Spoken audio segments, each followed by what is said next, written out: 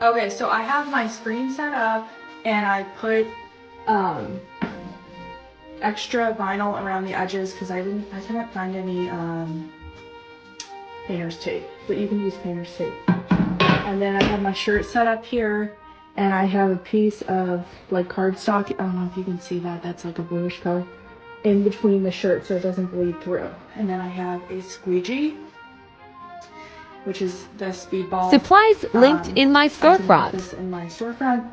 And then I have just the speedball screen printing ink. And this does have to be heat set. Okay, so I'm an eyeballer, so I will eyeball where the center of my shirt is. A lot of people don't feel comfortable with that. You just do what you want.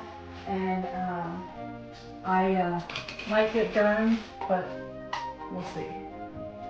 So just kind of run some ink across the top here.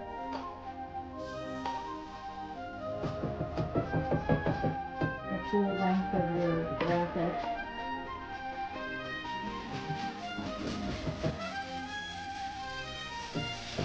Alright. Now we're getting on this. It's all over the place, but it's okay. So what I do first is I take my squeegee and I run it down so that it fully coats my graphic design. So that way when you run your print through, you should mark the center of this.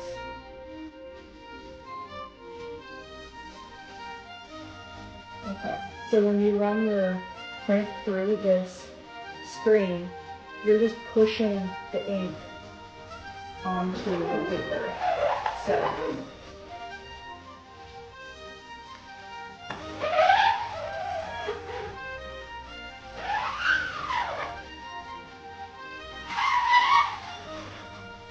okay. So I haven't done this in a while, so I hope that this is good. And the reveal.